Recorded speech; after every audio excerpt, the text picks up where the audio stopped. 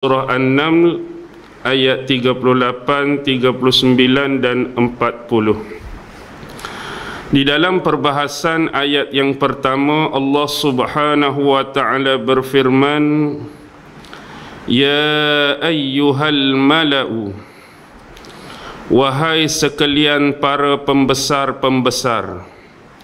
Dan ini adalah perkataan daripada Nabi Allah Sulaiman alaihi salam. Qala ya ayyuhal mala'u, berkata Nabi Allah Sulaiman, wahai sekalian para pembesar-pembesar, ayyukum ya'tini bi'arshiha, siapakah di antara sekalian daripada kamu yang dapat membawakan singgah sananya ataupun arasnya di hadapanku, qabla an ya'tuni muslimin, sebelum mereka mendatangi aku dalam keadaan orang-orang yang berserah diri. Baik, berkaitan dengan ayat ini, apa yang kita bahaskan sebelum ini, bila mana utusan-utusan ataupun iringan-iringan yang telah dihantarkan kepada Ratu Bilqis untuk menemui Nabi Sulaiman alaihi salam dengan membawa hadiah-hadiah tertentu, dan selepas daripada peristiwa tersebut Nabi Sulaiman meminta mereka kembali semula ke tempat mereka, iaitu negeri Sabak, menemui ratu dan pemerintah mereka, bersekali dengan membawa balik semula hadiah-hadiah yang dibawa oleh mereka. Jadi bila mereka sampai di negeri mereka dan menemui ratu mereka, iaitu Bilqis, maka pengiring-pengiring ataupun utusan sebelum ini telah menyampaikan pesanan-pesanan yang disampaikan oleh Nabi Sulaiman kepada pemerintah mereka. Selepas mendengar pesanan-pesanan tersebut, maka Ratu Bilqis berkata, yang ini tuan-tuan boleh rujuk di dalam tafsir Al-Quranul Azim Imam Abul Fida Ibnu Katsir. Ada tiga perkara, tiga benda yang diucapkan oleh Ratu Bilqis bila mendengar pesanan-pesanan yang disampaikan oleh Nabi Sulaiman kepadanya. Lalu Ratu Bilqis mengucapkan, sesungguhnya demi Allah, aku benar-benar mengetahui bahawa Sulaiman itu bukanlah seorang raja. Ini ucapan dia yang pertama, sesungguhnya demi Allah, aku benar-benar mengetahui bahawa Nabi Sulaiman itu bukan seorang raja.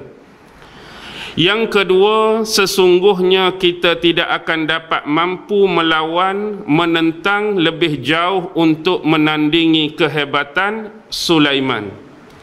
Dan yang ketiga, tidak ada artinya sedikit pun setiap kemegahan yang kita tunjukkan kepada mereka. Baik, di sebalik sisi tiga perkataan yang diucapkan oleh Ratu Bilqis ini, ada sisi kebalikan dia, ada maksud yang tersirat.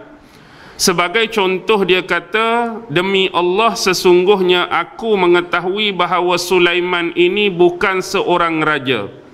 Yang dia nak maksudkan, melalui pengalaman dan penceritaan utusan-utusan dia sewaktu berada di hadapan Sulaiman, ialah nak memaksudkan Sulaiman ini adalah benar-benar seorang nabi dan juga seorang rasul. Jadi dia cakap kebalikan. Aku tahu bahawa Sulaiman bukan seorang raja, hak dia nak abaknya Sulaiman ni benar-benar seorang nabi dan rasul. Sebab apa? Sebab dia menolak hadiah yang disampaikan olehku kepadanya. Yang kedua, kita tidak akan dapat mampu menyaingi, melawan, menentang, bahkan menandingi kehebatan Nabi Sulaiman. Kerana apa?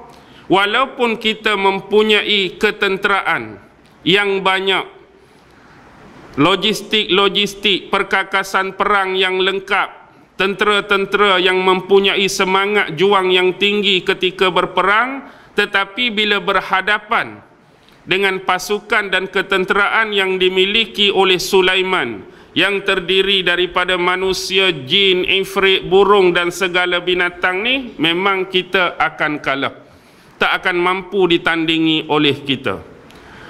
Yang ketiga, tidak ada ertinya kemegahan yang ditunjukkan oleh kita kepada Nabi Sulaiman. Kita menganggap ini adalah satu kebesaran bagi kita, kita menganggap ini adalah satu kemegahan bagi kita, tetapi apa yang telah dikurniakan oleh Allah kepada Sulaiman jauh lebih besar daripada apa yang kita miliki.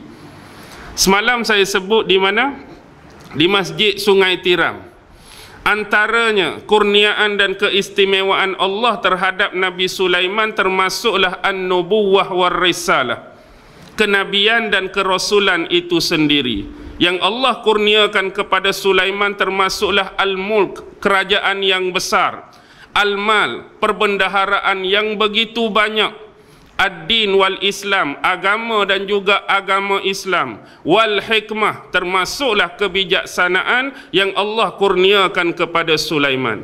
Nak banding dengan apa yang Tuhan bagi pada kita dengan apa yang Allah bagi pada Sulaiman, memang dia tak akan pandang apa yang kita sampaikan dan persembahkan pada dia. Jadi bila ini sudah jelas di mata Bilqis, maka Bilqis telah mengirim satu utusan ataupun satu kurier, yang mana utusan ini diminta menghadap Nabi Allah Sulaiman alaihi salam, yang mana untuk pemberitahuan dan penyataan kepada Nabi Sulaiman bahawa satu masa kelak Ratu Bilqis sendiri akan turun menuju kepada negeri Sulaiman dan menghadap Nabi Allah Sulaiman. Jadi sebelum dia pergi tu, dia hantar dulu utusan dia. Dia hantar kurier dia sebagai pemberitahuan awal bahawa dia sendiri akan turun. Dan dia akan membawa semua menteri-menteri, wazir-wazir dan orang kepercayaannya bersama menuju ke negeri Sulaiman. Untuk apa? Untuk melihat sendiri keadaan Sulaiman. Bagaimana besarnya dan megahnya kerajaan Sulaiman. Apakah bentuk-bentuk keistimewaan yang Allah kurniakan kepada Sulaiman yang sebelum ni dia hanya mendengar daripada cerita-cerita dan pengalaman utusan dia. Utusan dia sebelum ni yang pi dulu, balik cerita macam-macam, kali ni dia nak tengok sendiri kebenaran apa yang telah disampaikan kepada beliau. Bahkan lebih jauh dia nak tahu tentang apa? Tentang agama yang diserukan oleh Sulaiman pada dia. Dia nak tahu Islam yang diserukan oleh Sulaiman supaya dia dan rakyat dia ni sujud, supaya dia dan rakyat dia ni tunduk dan patuh kepada Tuhan yang satu yang bernama Allah ni. Dia nak tahu agama ni jenis macam mana.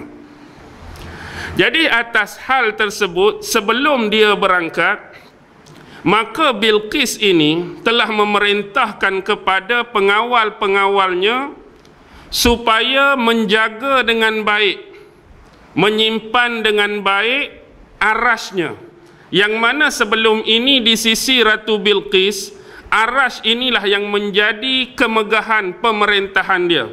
Yang kita cerita dah bagaimana bentuk aras dia sebelum ni.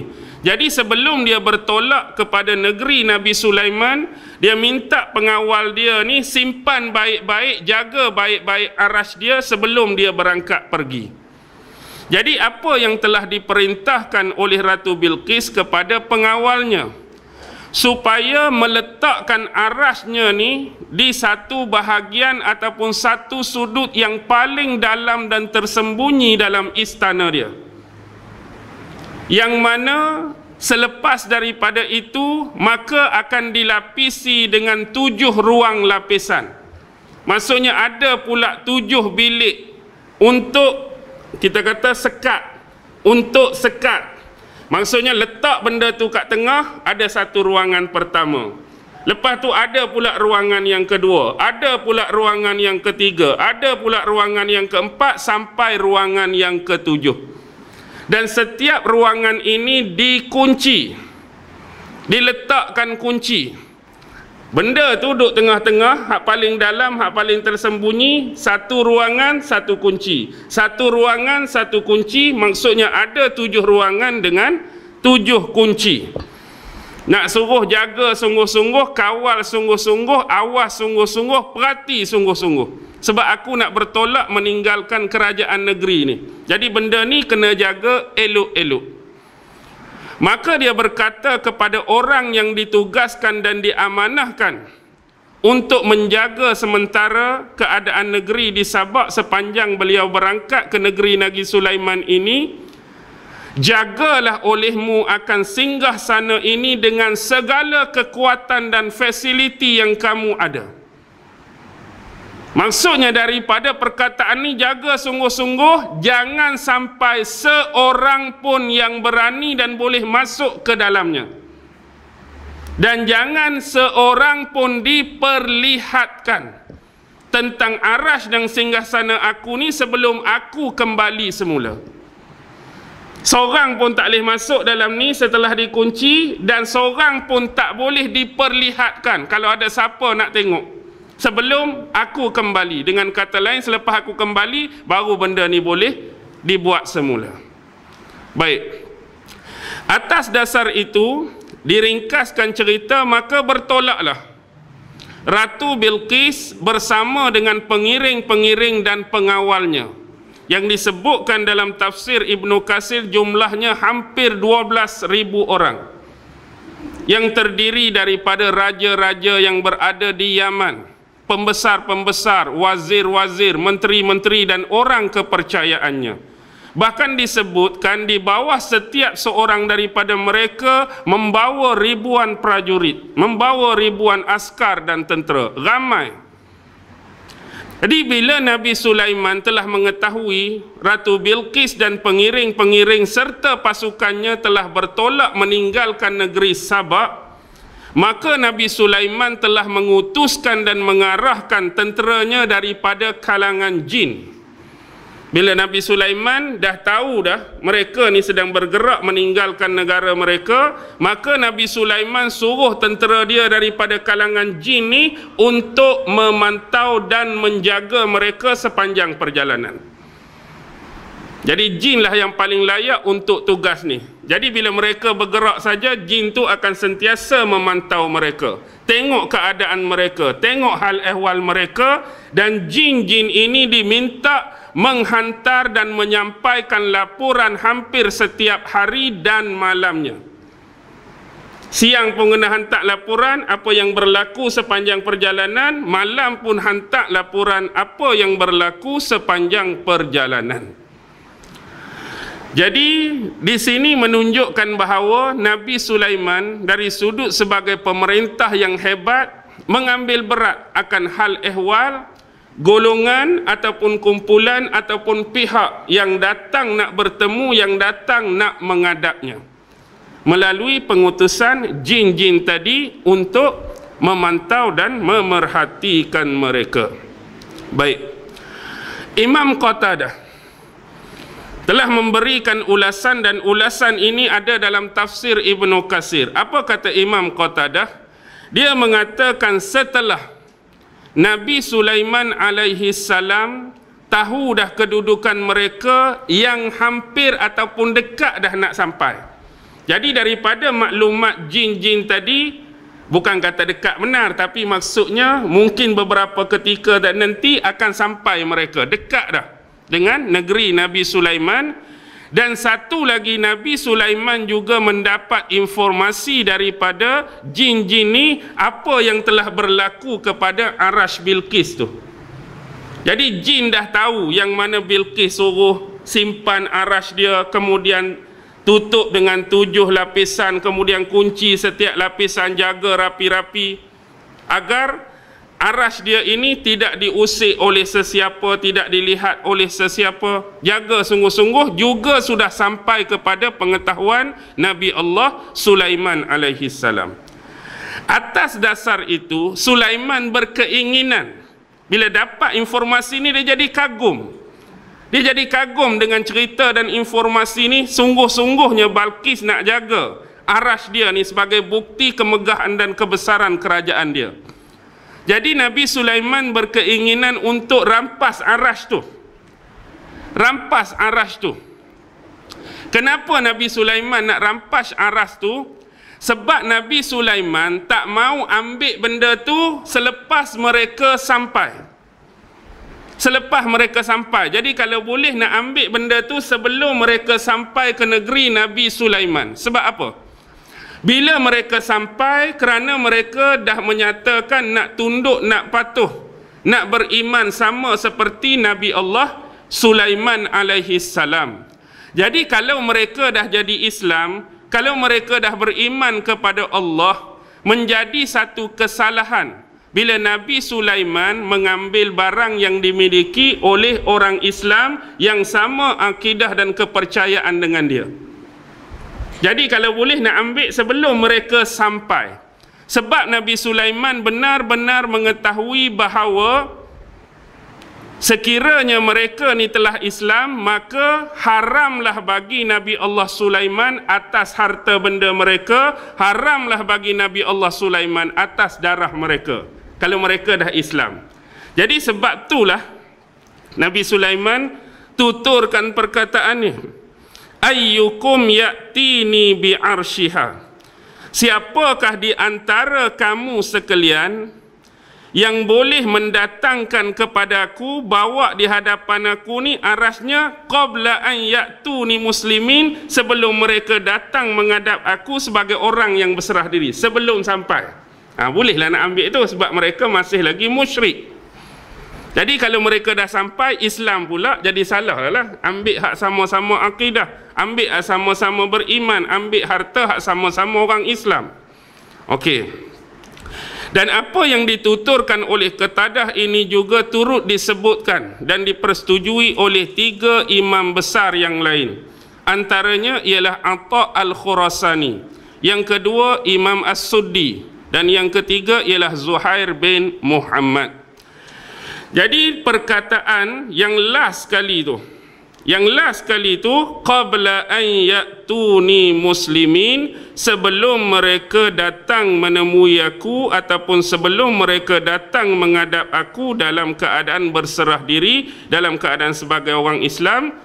Jadi inilah yang dikatakan menjadi kesalahan ataupun haram bagi Nabi Allah Sulaiman sekiranya mengambil arash tersebut selepas mereka memeluk Islam. Itu perbahasan dan penafsiran bagi ayat 38. Baik. Ayat yang keseterusnya 39, qala ifritun minal jin. Qala ifritun minal jin ana atika bihi qabla an takuma min maqamika wa inni alaihi laqawiyyun amin. Maka berkatalah ifrit daripada golongan jin, ana atika bihi, sesungguhnya aku akan datang kepadamu dengan membawakan singgasana itu kepadamu. Aku akan datang kepadamu dan bawakan singgasana itu kepadamu qabla an taquma min maqamik, sebelum engkau bangun ataupun sebelum engkau berdiri daripada tempat dudukmu. Wa inni alaihi laqawiyyun amin, dan sesungguhnya aku benar-benar kuat untuk membawanya dan aku adalah dapat dipercayai. Baik. Qala ifritun minal jin, berkata ifrit dari golongan jin. Sebab tu orang tua kita cakap jin ifrit. Jin ifrit. Sebab ifrit ni salah satu daripada golongan jin. Kita tengok apa perbahasan ulama-ulama berkaitan dengan ifritun minal jin. Berkata Mujahid kata ifrit ini adalah daripada jenis jin yang jahat. Ifrit ni adalah daripada jenis jin yang jahat. Dia ceritakan ni makna secara umum, tapi bukan merujuk khusus kepada ifrit hak dalam cerita ni. Makna ifrit tu sendiri maksud dia jin yang jahat. Manakala Syu'aib Al-Jibai mengatakan kana ismuhu Kauzan. Syu'aib Al-Jibai kata nama bagi ifrit yang minta kepada Nabi Sulaiman nak bawa singgasana Bilqis ni, nama jin ifrit tu ialah Kauzan. Kauzan, kaf waw za alif nun, Kauzan. Baik, apa yang disebutkan oleh Syu'aib Al-Jibai ini turut dikatakan, maksudnya bersetuju dengan pandangan tersebut juga Muhammad bin Ishaq daripada Yazid ibnu Rumman. Muhammad bin Ishaq daripada Yazid ibn Rumman juga bersetuju dengan mengatakan bahawa jin ifrit itu nama dia Kauzan. Begitu jugalah yang dikatakan oleh Wahab bin Munabbih bahawa nama jin ifrit itu ialah Kauzan. Baik, kalau kita meneliti perbahasan dalam satu lagi tafsir, kita akan temui banyak lagi nama-nama yang telah diberikan pandangan dan pendapat oleh ulama-ulama. Kalau kita buka tafsir Al-Jami' li Ahkamil Quran, tafsir Imam Al-Qurtubi, ada satu pandangan daripada Wahab bin Munabbih. Tadi dia bersetuju dengan pandangan nama jin ni ialah Kauzan. Tapi dalam Qurtubi menukilkan salah satu lagi pandangan Wahab bin Munabbih, nama jin ifrit ni ialah Qudan. Kaf waw da alif nun, Qudan. Ini pun mungkin boleh, kalau tadi kaf waw za alif nun, Kauzan. Ini hak kita bincang tu, mungkin titik ke, kalau ada titik sebiji dia jadi Kauzan jugalah. Tu biasalah. Tapi apa pun kita sebut atas huruf dan atas baris di dalam setiap tafsir. Hak tadi Kauzan, hak ni Wahab bin Munabbih kata Qudan. Dan ada juga kil daripada ulama yang mengatakan nama ifrit ni ialah Zakwan. Ni juga adalah satu pandangan daripada As-Suhaili, Zakwan. Dan juga satu lagi pandangan daripada Syu'aib Al-Jibai. Tadi dalam Ibnu Katsir, Syu'aib Al-Jibai kata nama dia Kauzan. Dalam Imam Al-Qurtubi, satu lagi pandangan dia, nama jin ifrit ni ialah Da'wan. Da'ain wa alif nun, Da'wan. Jadi sekurang-kurangnya ada 4 nama melalui 2 tafsir ni. Kita tak cek lagi tafsir lain. Kok ada lagi nama lain yang timbul dan wujud, wallahu alam. Baik, sekurang-kurangnya ada apa tadi? Kauzan, Qudan, Zakwan, Da'wan. Okey. Baik. Tadi ana atika bihi qabla an takuma min maqamik. Jadi sebelum tu ada satu pandangan daripada Abu Saleh. Abu Saleh sebut tentang ifrit minal jin kana ka'annahu jabalun. Dia bukan sebut pasal nama, dia sebut pasal sifat. Jin ifrit yang berbicara dengan Nabi Sulaiman tu ka'annahu jabalun, rupa dia, sifat dia sama besar dengan satu bukit. Besar dia tu sama dengan satu bukit. Kana ka'annahu jabalun. Itulah yang disebutkan dalam tafsir Ibnu Katsir. Okey. Sesungguhnya aku akan datang kepadamu dengan membawakan singgasana itu kepadamu qabla an takuma mim maqamik, sebelum engkau berdiri ataupun bangun daripada tempat dudukmu. Jadi dalam Ibnu Katsir ada 3 pandangan di sini. Pertama ialah pandangan daripada Ibnu Abbas, sepupu kepada Rasulullah sallallahu alaihi wasallam. Apa kata Ibnu Abbas? Ibnu Abbas mengatakan bahawa yang dimaksudkan dan dikehendaki dalam ayat ini ialah sebelum Nabi Allah Sulaiman bersurai ataupun keluar daripada majlisnya. Yang dikatakan sebelum engkau bangun daripada tempat dudukmu tu, Nabi Sulaiman ni ada dalam satu majlis. Yang dikehendaki dalam ayat ni sebelum dia bersurai ataupun keluar daripada majlis dia. Maksudnya ambil masa jugalah nak bersurai atau keluar daripada majlis. Itu pandangan Ibnu Abbas. Manakala pandangan yang kedua datangnya daripada Mujahid.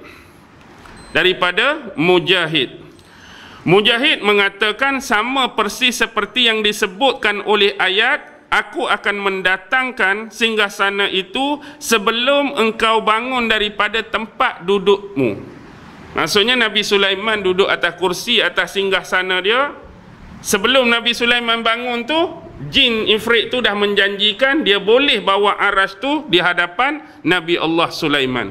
Inilah yang paling dekat dengan makna ayat yang disebutkan. Manakala pandangan yang ketiga datang daripada As-Sadi dan lain-lain daripadanya, bahawa menjadi kebiasaan bagi Nabi Sulaiman ni, bila dia duduk dalam majlis dia ni, biasanya ada beberapa perkara. Pertama, bila Nabi Sulaiman duduk dalam majlis dia, yang dia buat ialah memutuskan keadilan. Maksudnya sekiranya ada kes-kes yang berlaku, dia memberi keadilan kepada kes tersebut, dan sekiranya kes tersebut perlukan hukuman, maksudnya ada yang dikena hukuman, maka Nabi Sulaiman akan menjatuhkan hukuman. Dan juga disebutkan tentang ta'am. Nabi Sulaiman juga biasa memberi makan kepada orang-orang bermula daripada permulaan hari, siang hari sampailah tergelincir matahari. Jadi kalau ambil konteks ni, jadi masa tu panjang lah. Dia duduk dalam majlis dia tadi dengan anggapan bahawa dia sempat buat apa? Memutuskan hukuman, menjalankan keadilan, bagi makan bermula terbit matahari sampailah gelincir matahari itu, mengambil satu masa yang lama. Apa yang dikehendaki oleh Nabi Allah Sulaiman lebih daripada tu sebenarnya. Sebab tu dalam tafsir Imam Ibn Katsir sebut uridu a'jala min zalika. Dalam Ibnu Qurtubi disebut, tafsir Qurtubi sebut uridu asra'u min zalika. Aku nak yang lebih cepat daripada tu dibawa datang kepadaku. Padahal kira cepat dah tu. Kalau ambil hak Mujahid tadi, kira kamu duduk sebelum kamu bangun tu, sampai dah singgasana tu depan kamu, laju dah tu. Tapi aku nak lagi cepat daripada tu, aku nak lagi pantas daripada tu. Berkaitan dengan apa yang menjadi keinginan Nabi Sulaiman tadi sebelum mereka tu sampai tu. Kalau tidak, dia jadi tak boleh lah atas aku nak ambil benda tu. Jadi nak cepat-cepat, padahal cepat dah. Wa inni alaihi laqawiyyun amin. Sesungguhnya, sambung jin ifrit tu, aku benar-benar kuat untuk membawanya, lagi aku ini dapat dipercayai. Jadi dia sebut dua sifat dia di situ. Satu qawiyyun, dia nak habaq dia ni kuat di hadapan Nabi Sulaiman. Satu lagi sifat dia ialah amin, dia tu amanah. Jadi Sayyidina Abbas sepupu Rasulullah menyebut yang dikehendaki dalam ayat ni ialah sememangnya jin ifrit itu benar-benar kuat untuk membawa dan mendatangkan singgasana Ratu Bilqis di hadapan Nabi Allah Sulaiman daripada perkataan laqawiyyun tu. Jadi apa hubungan dengan perkataan amin tu? Aku ni seorang yang amanah, seorang yang dapat dipercayai. Bawa saja tu satu hal. Tapi sebab singgah sana dan arash Bilqis tu bukan biasa-biasa. Dibuat daripada apa? Emas. Ditatahkan, diriaskan dengan apa? Yakut yang berwarna merah, zabarjat warna hijau, mutiara-mutiara, permata-permata. Kalau tak disebutkan sifat amanah di sini, bawa saja tapi tak tahu hilang ke mana. Mudahnya nak hubung kaitkan macam tu lah. Kalau kita kata aku kuat, aku layak bawa, tapi bawa-bawa pergi lari ke lain. Tapi dihubungkan dengan kalimah amin tadi, bukan setakat layak dan kuat untuk bawa benda tu, tapi dapat menjaga semua yang ada pada aras tu dengan baik sampai diletakkan di hadapan kamu. Aku ni kira orang boleh diharap, orang boleh dipercayai untuk hal tersebut. Maksudnya tak akan hilang emas tu, tak akan hilang sebiji permata atau mutiara yang terdapat pada aras tersebut. Okey. Seterusnya, ayat yang terakhir, ayat ke-40. qala allazi 'indahu 'ilmun minal kitab. Maka berkatalah seorang yang di sisinya mempunyai ilmu daripada Alkitab. Ada seorang hamba Allah yang di sisi dia ni ilmu daripada Alkitab. Tak disebutkan kitab tu kitab apa, tak disebutkan, tapi ilmu daripada kitab. Jadi siapakah hamba Allah yang dirujuk di dalam ayat ini? Ni antar perbahasan yang paling panjang. Perbahasan yang paling panjang. Perbahasan yang pertama ialah pandangan daripada Qatadah. Dan ada juga, kalau kita tengok, ada pandangan Qatadah, ada pandangan Ibnu Abbas. Baik, kita ambil dulu pandangan daripada Ibnu Abbas. Pandangan daripada Ibnu Abbas tentang seorang hamba Allah yang diberikan ilmu daripada Alkitab tu, kata Ibnu Abbas, dia adalah Asif. Nama dia adalah Asif. Dan disebutkan dalam tafsir Ibnu Katsir, Katibun Sulaiman. Katib ni adalah penulis. Kalau hari ni kita nak kata apa, sekretari ke, setiausaha ke, itulah jawatan dia. Dia orang kanan, orang rapat dengan Nabi Sulaiman, bukan orang biasa-biasa. Sebab sewaktu nak minta dipindahkan ni, Nabi Sulaiman panggil wazir-wazir dan menteri dia daripada kalangan jin dan manusia untuk bagi pandangan dan pendapat. Ni adalah salah seorang daripada menteri dan wazir Katibu Sulaiman. Ni pandangan daripada Ibnu Abbas. Dan ini jugalah pandangan yang dipersetujui oleh Muhammad bin Ishaq daripada Yazid ibnu Rumman, yang mengatakan bahawa nama bagi orang ni ialah apa? Asif, tapi ada bin. Kalau Ibnu Abbas tadi Asif saja. Ini dia sebut Asif bin Barkhia. Asif bin Barkhia. Dia adalah, kalau Ibnu Katsir sebut, rajulun siddiqan. Ada yang menyebut kana siddiqan ya'lamu ismul a'zam. Dia adalah seorang lelaki yang jujur dan dia mengetahui nama-nama yang agung. Merujuk kepada nama Allah yang agung, dia tahu rahsia nama tu.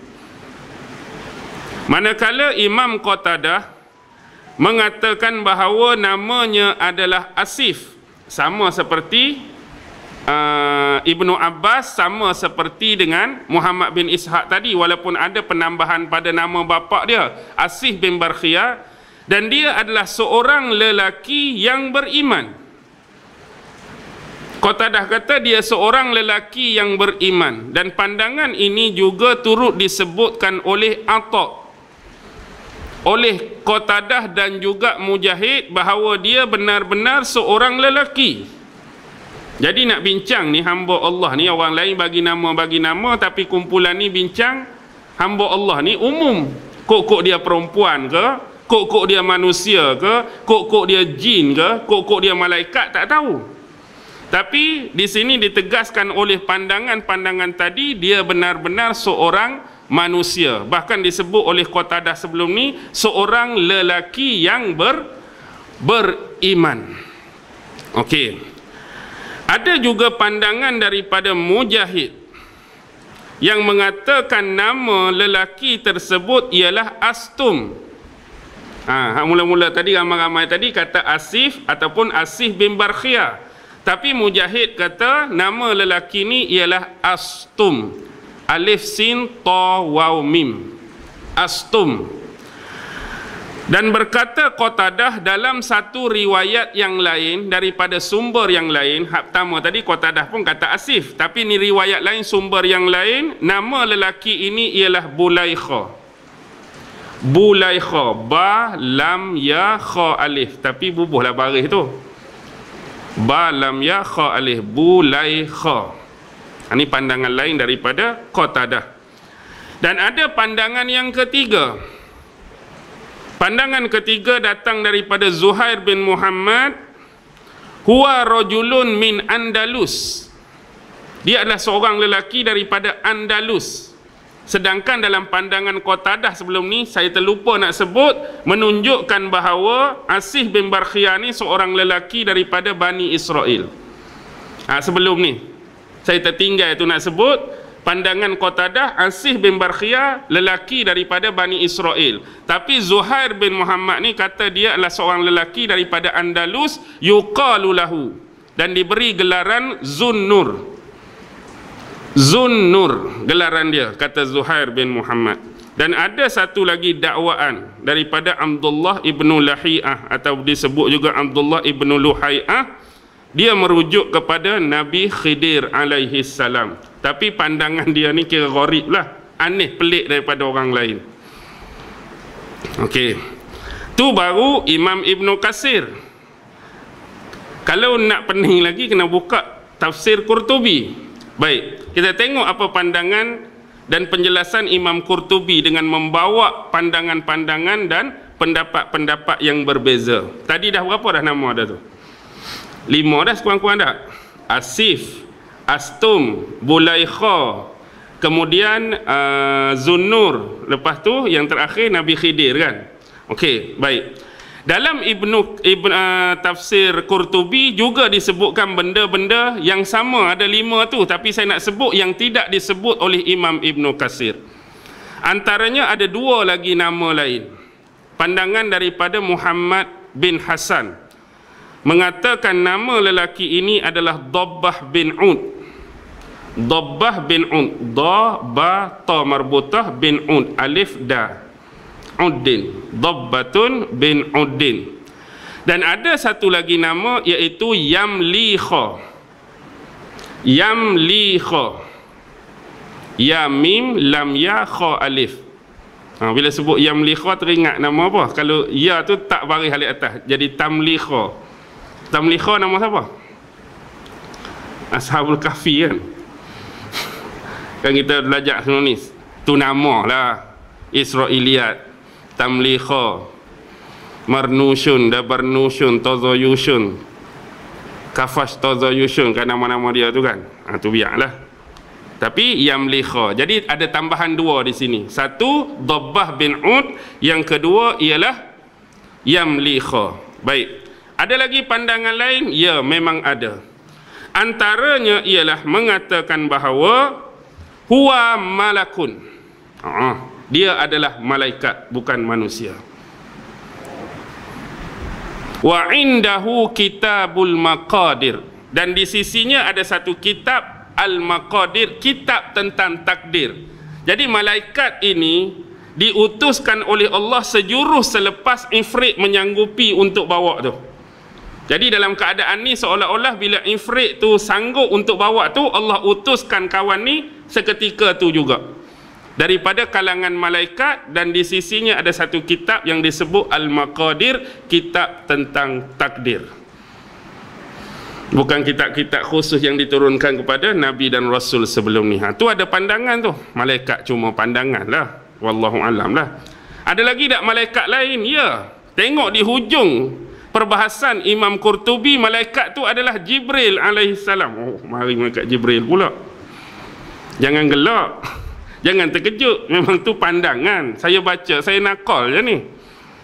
Okey, dan ada satu lagi, yang ni juga agak gharib, agak aneh dan pelik. Dikatakan ni adalah seorang hamba Allah yang datang daripada pulau, yang mana dia ni datang daripada pulau, yang pulau-pulau ni terletak dalam lautan. Bila kata benda ni terjadi, dia baru keluar daripada laut. Semata-mata dia keluar ni nak tengok keadaan di bumi. Dia nak tengok keadaan di daratan, sama ada orang duduk atas bumi ni beriman kepada Allah ataupun tak, menyembah Allah ataupun tak. Maka dia menemui Nabi Sulaiman, dan dialah yang bawa aras tu di hadapan Nabi Allah Sulaiman. Pening-pening, pelik-pelik, biarlah. Tapi apapun, Allah lah yang lebih mengetahui. Cuma kita nakal pandangan-pandangan dan pendapat yang terdapat dalam tafsir. Okey. Jadi apa kata kawan ni? Ana atika bihi qabla an yartadda ilaika tarfuk. Sesungguhnya aku akan datang kepadamu dengan membawakan singgasana itu kepadamu sebelum engkau mengerdipkan matamu. Hak tadi duduk sebelum bangun. Hak ni pak berkelip, benda tu dah sampai. Lagi lajulah maksudnya. Sebab dia ada ilmu daripada Alkitab. Baik, apa dia perbahasannya? Yang dimaksudkan dalam ayat ini ialah hamba Allah yang kata diberikan, dikurniakan ilmu daripada kitab tu, dia suruh Nabi Sulaiman itu mendongakkan pandangannya ke atas. Maksudnya, angkat pandanganmu ke atas dan pandanganmu tu kena melihat sejauh mata memandang. Okey, dongakkan pandangan kita, lepas tu lihatlah sejauh mata memandang. Jadi kamu tahan. Kamu tahan. Kalau kamu rasa lelah, kamu rasa tak mampu dah, pak kamu berkelip tu, benda tu sampai dah depan kamu. Maksudnya keadaan dia macam tu. Ikut perbahasan. Okey, angkat kamu, tengok sejauh mata memandang, tahan. Rasa lelah dah, rasa tak tahan, pak kamu berkelip, sampai benda tu. Jadi kalau nak kira macam tu, tu perbahasan. Kalau nak kira macam tu, laju pada hak bangun tadi dah. Tadi bangun, duduk bangun tu sampai dah. Ni lama juga kalau kira nak tahan tu. Dah kalau nak kira tahan itu. Tapi tak apa, itulah yang disebut. Tuan-tuan boleh rujuk Ibnu Katsir. Walaupun ada 4 perbahasan tentang benda ni. Pertama saya sebut pandangan daripada Wahab bin Munabbih. Wahab bin Munabbih, dia sedikit berbeza dengan apa yang disebutkan tadi.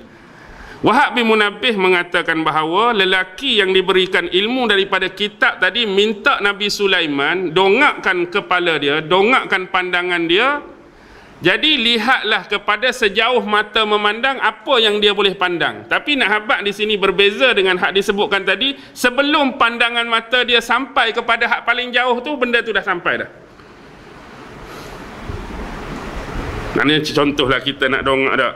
Kita nak dongak ni kata, nampak mikrofon, nampak kamera, nampak pintu tu, nampak tu. Sebelum sampai hak mata kita boleh capai paling jauh, benda tu dah sampai dah. Boleh nampak tak ayat tu?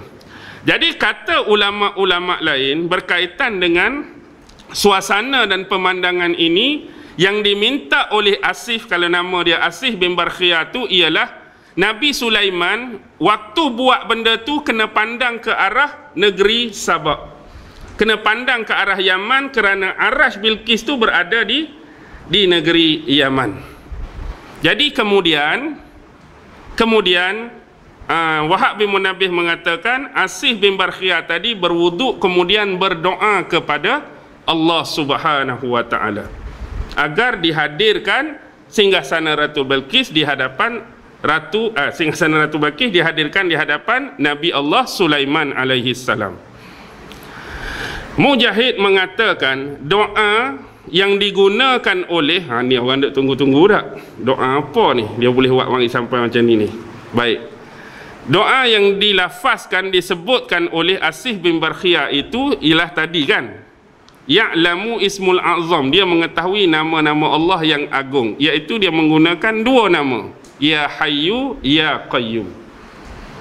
Ya Hayyu Ya Qayyum. Itulah lafaz yang diucapkan oleh Asif bin Barkhia dalam doa dia.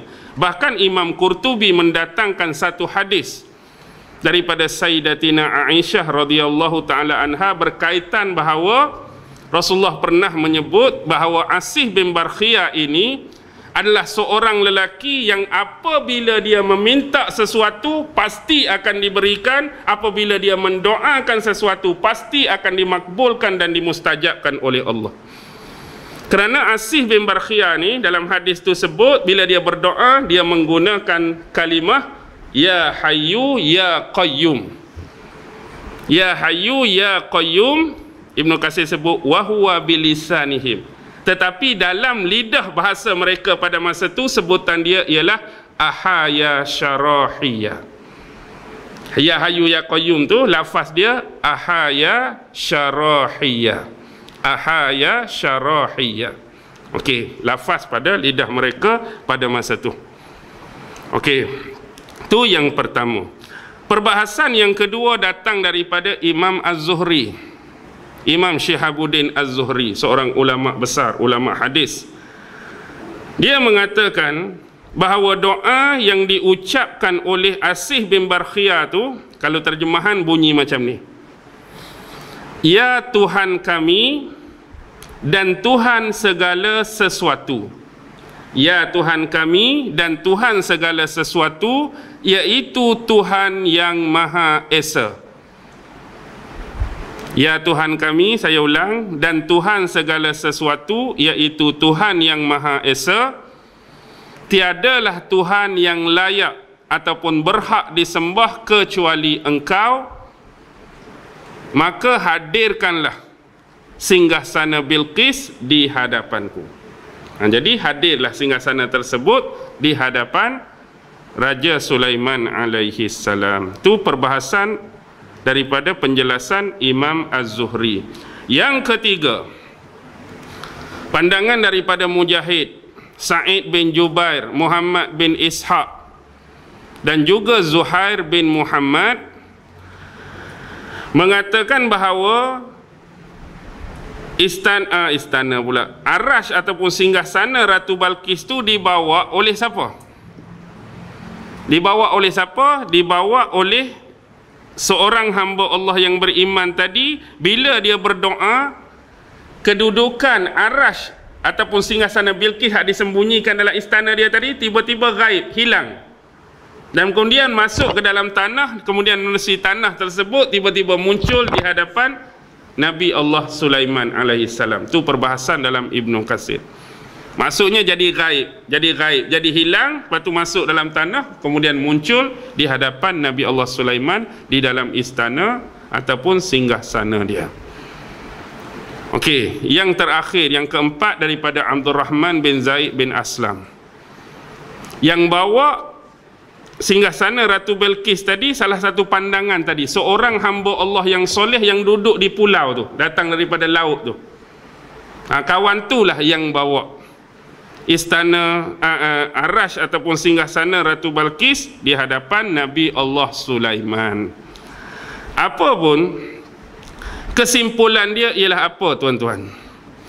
Kesimpulan sebenarnya, Nabi Sulaiman dia minta didatangkan Arash ini pada dia bukanlah kerana dia nak merampas Arash tersebut daripada Bilqis, tidak.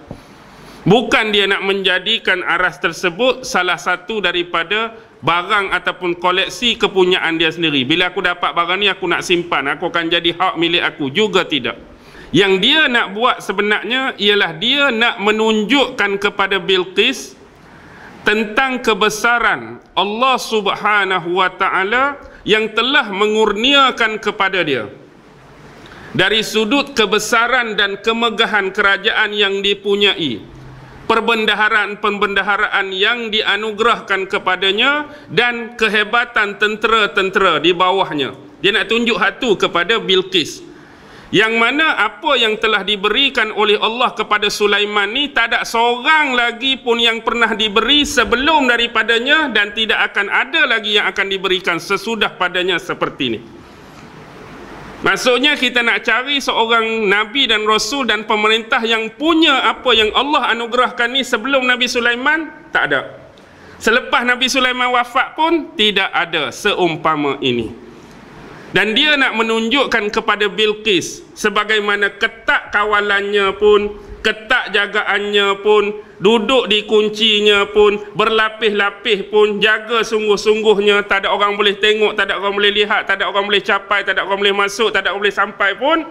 Dengan kuasa Allah yang dianugerahkan kepada Nabi Sulaiman, benda tu Nabi Sulaiman boleh bawa.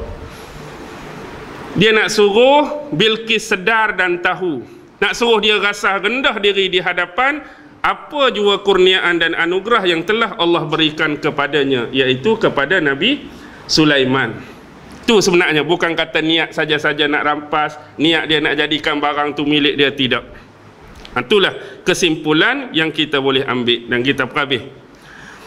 Falamma ra'ahu mustaqirran indahu, maka tatkala dia melihat singgasana itu sudah berada di hadapannya, sampai betul dah singgasana tu, qala haza min fadli rabbi. Sesungguhnya ini adalah kurniaan daripada Tuhanku, liyabluwani, sebagai bentuk cubaan dan ujian terhadapku. Jadi bila mari sungguh tu, dia kata inilah anugerah, inilah kurniaan Tuhan sebagai ujian dan cubaan terhadapku. Aashkuru am akfur. Sama ada apa yang telah ditunjukkan padaku ni, diberikan padaku ni, aku bersyukur ataupun aku kufur. Itu perkataan Nabi Sulaiman. Sama ada aku bersyukur am akfur, sama ada aku kufur. Wa man syakara, siapa yang bersyukur, fa innama yashkuru li nafsihi, maka kesyukuran itu adalah salah satu bentuk kebaikan terhadap dirinya sendiri. Siapa yang bersyukur dengan setiap nikmat, dengan setiap anugerah, dengan setiap pemberian Allah, maka bentuk kesyukuran itu sebenarnya adalah salah satu bentuk kebaikan untuk orang yang bersyukur itu sendiri. Wa man kafara, siapa yang kufur, siapa yang ingkar, fa inna rabbi, sesungguhnya Tuhanku, dia sebut dua sifat, ghaniyun karimun, Tuhanku maha kaya dan Tuhanku maha mulia. Kenapa? Walaupun orang mengkufuri ataupun mengingkari Allah, Allah tetap maha kaya. Bila sebut maha kaya ni, dia kaya kepada segala kaya. Dia kaya lebih daripada yang kaya. Bila Allah maha kaya, dia tidak memerlukan kepada sesiapa pun. Dia tidak berhajat kepada kekayaan daripada makhluknya. Bukan kata makhluk dia pakat-pakat bagi duit baru dia jadi kaya, makhluknya pakat-pakat bagi saham baru dia jadi kaya, makhluknya pakat-pakat bagi harta baru dia jadi kaya. Dia tak memerlukan semua tu. Dia di atas kekayaan, segala kekayaan. Maksudnya kalau kamu kaya, kalau kamu bersyukur ke tak bersyukur, dia tak ada efek langsung, tak ada kesan langsung terhadap kekayaan Allah. Yang kedua, tidak jadi masalah kalau kamu sembah Allah ke kamu tak sembah Allah. Jadi bukan kata kamu sembah Allah, Allah tu jadi kaya. Kalau kamu tak sembah, Allah pun jatuh miskin. Kalau kamu faham macam tu, memang teruk nanang. Kita sembah dia ke, kita beriman ke, dia tetap maha kaya. Kita lakukan sebaiknya, kufur, lawan dia, ingkar dia, tak dengar perintah dia, dia tetap maha kaya. Dan dia hubungkan dengan satu lagi, nama dan sifat karimun, mulia. Sama juga perbahasan dia. Adakah kerana makhluk dia beriman dan sembah pada dia, dia jadi mulia? Kalau kita ni tak sembah dia, tak sujud pada dia, dia jadi hina? Tak. Allah tak memerlukan sujud dan sembahan daripada manusia. Dia tetap mulia. Sama ada orang beriman ke tak beriman, dia mulia. Orang nak sembah dia, orang tak mau sembah dia pun dia mulia. Orang nak bersyukur, tak mau bersyukur pun dia tetap mulia.